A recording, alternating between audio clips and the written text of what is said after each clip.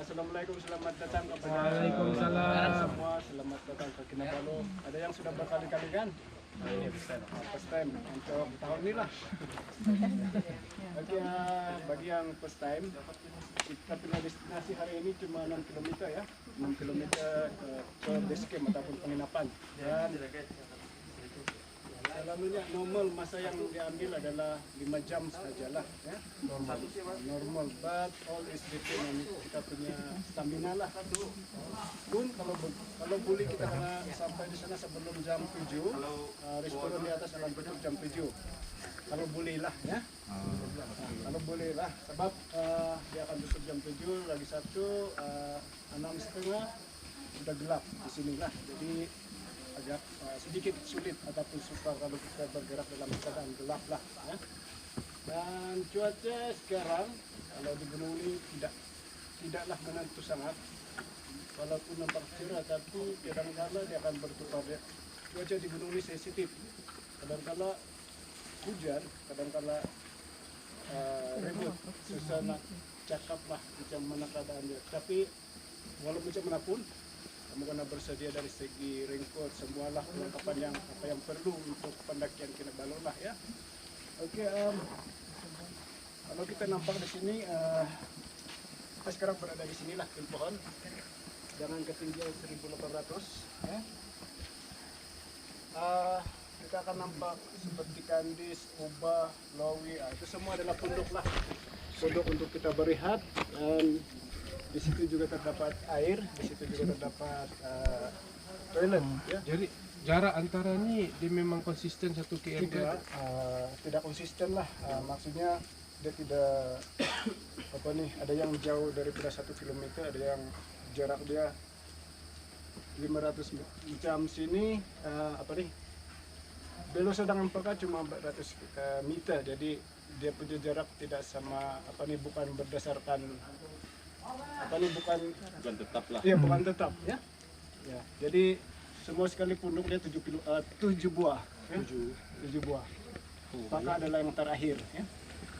Oke, selalu kita orang bagi tahu pendaki untuk apa nih, tips mendaki.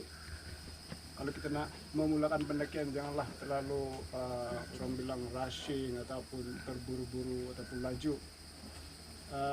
Memadailah kita bergerak macam kura-kura sekalipun, tetapi konsisten ya, konsisten, dan jangan terlalu lama berehat ataupun terlalu kerap berehat. Paling lama 5 menit ataupun waktu makan tuh bolehlah lama sedikit, tapi kalau boleh jangan biarkan badan kita sejuk. Bila kita merehat, jangan biarkan badan kita sejuk, sebab kadang-kala kebarangkalian kita untuk dapat kram adalah tinggi kalau kita rehat lama ya.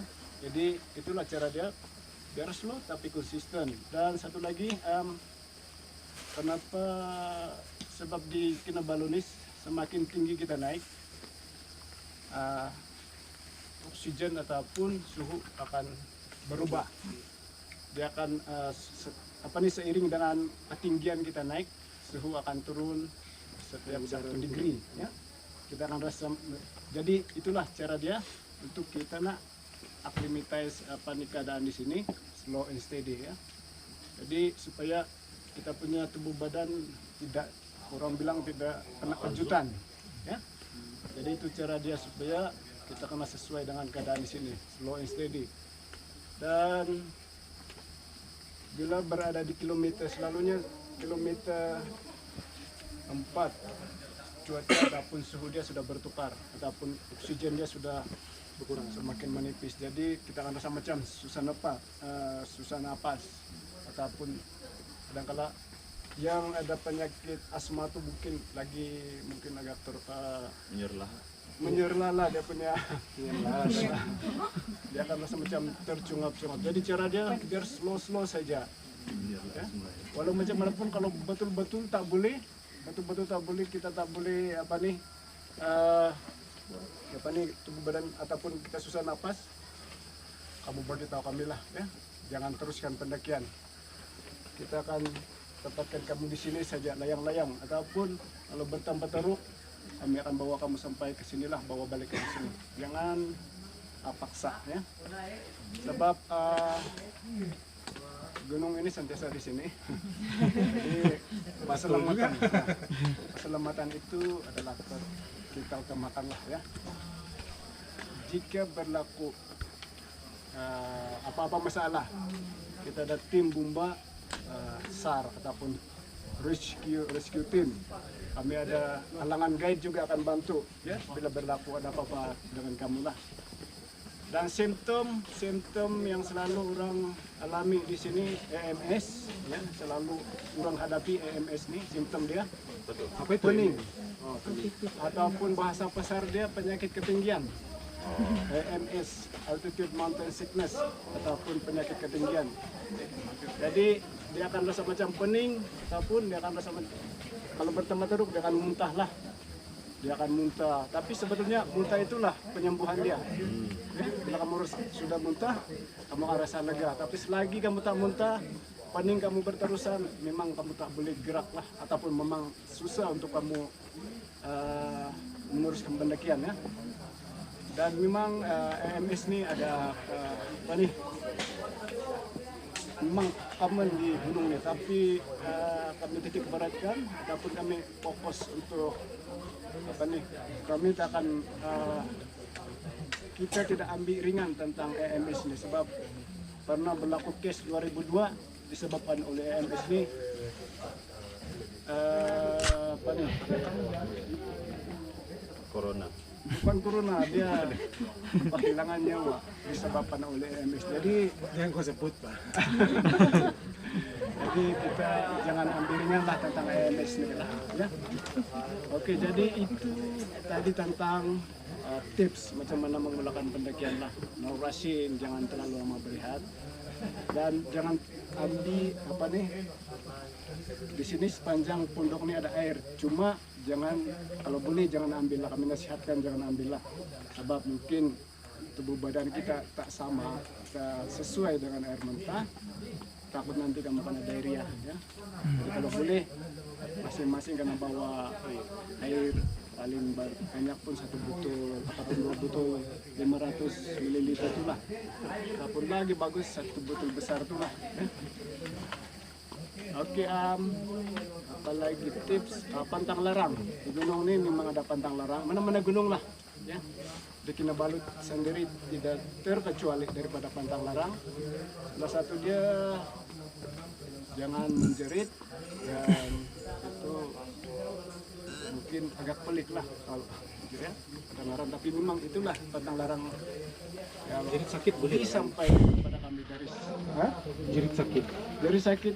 Nah, itu tidak masalah lah. Kalau yang saja menjerit itu Stres sudah. nah, itu jangan. Apa sakit kau ini? Jerit nih. Kedua, jangan ambil apa-apa benda sama ada tumbuhan ataupun batu ataupun kamu nampak kayu itu nampak cantik kamu ambil, itu memang tidak boleh lah. Selain itu, selain dia adalah pantang larang, dia juga dilindungi oleh akta taman ya, termasuk dalam enactment taman. Tidak boleh mengambil sebarang benda kecuali Gambar. Ya. Kamu boleh ambil gambar, itu sih yang boleh ambil gambar. Oke, sebagai bayangan untuk esok lah, hanya 3 km dari Laban Rata ke puncak, hampir 3 km lah, 2,9. Bilang 2. 2,9 ya, Yang mana 2,9. satu Bani? Oke, 2,9 km, dan kita orang karena sampai ataupun melepasi checkpoint sebelum 5:30 pagi. Itu adalah cut off time saya checkpoint ya. Kalau dulu tiada, tapi selepas tragedi 2015, Bapak telah memperkenalkan SOP inilah. Salah satu dia ada alasan tertentu lah kenapa Bapak bagi SOP ataupun bagi cut off time untuk melepasi checkpoint. Salah satu dia dari faktor keselamatan juga lah ya. 5:30 cut off time. Tidak sampai 5:30, mohon maaf lah, memang orang tak akan benarkan kita meneruskan pendakian ya. dari Labandata ke checkpoint cuma 1,1 kilometer, 1,2 sorry. Dan normal masa yang selalu ambil ialah 1 jam setengah. Start. Kita start 2:30 pagi. Kita start 2:30 pagi. Jadi maknanya kalau kita ambil lebih daripada 2 jam, 3 jam, terbanglah itu indikator kepada fitness kita juga ya. Itu salah satu daripada indikator fitness dan kesalahan. Jadi itu diorang ambil kira lah ya. Dan setelah untuk dan kita kena kembali ke penginapan sebelum 10:30 pagi. Itu penginapan yang buat apa nih, out of time. Check out time 10:30, makan kita tamat 10:30 juga pagi. Kalau lambat apa boleh buatlah, sebab sebetulnya Cabaran Kinabalu ini bukan naik ya. Cabaran Kinabalu ini hanya waktu turun. Kita akan rasa kita punya badan sudah letih, sudah habis tenaga.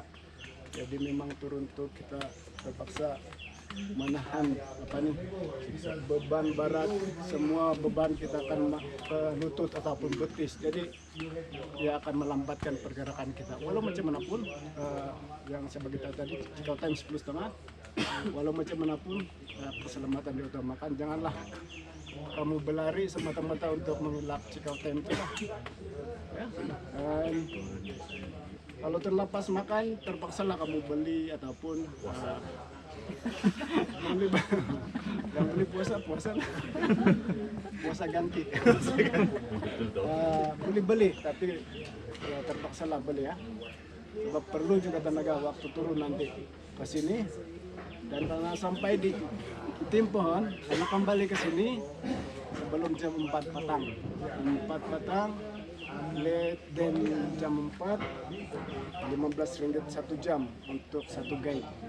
Bukan untuk semua lah, yang terakhir saja yang akan bayar lah. Ya. Maknanya kalau 2 orang atau 3 orang terpaksa lah dia kongsi bayar untuk 4 guide 1 jam.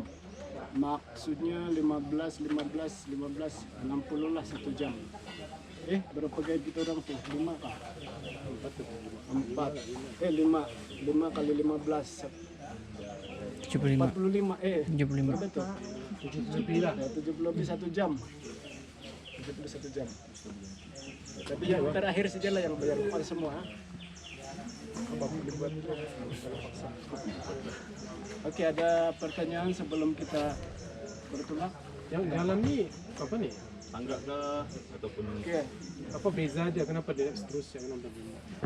yang kesini ini setiap simpang, jangan masuk simpang lah, kita kena ikut summit trail saja. Ya. Oh, namanya sampai itu. Ya, tapi di sini dia letak signboard lah, jangan Masuk lah. jangan masuk. Dilarang lah. Dilarang. Yang ini helipad semua, ini semua helipad, ini tower, transmitter tower, radio tower, itu semua jangan masuk lah. Kita ikut summit trail aja. Ada? Oke. Oke, ada lagi sebelum kita memulakan pendakian. Tidak. Mulakan dengan bismillah. Kepada penyakit, oke, Tuan. Ada sweeper lah. Ya, ada sweeper.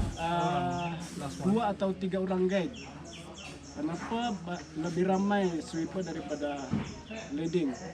Salah satu di alasan kami, in case berlaku ada yang patah balik ataupun ada masalah kesehatan, senang kita orang handle. Ya. Kalau satu orang sudah sweeper, memang agak sukar bila berlaku keadaan yang tidak dijangka lah. Jadi mungkin satu saja yang depan ikut yang agak laju lah ya. Jadi walau macam mana pun kita akan berada di tengah ataupun 2, paling kurang 2 lah di belakang ya. Paling 2 ya. Oke, ada lagi? Tidak.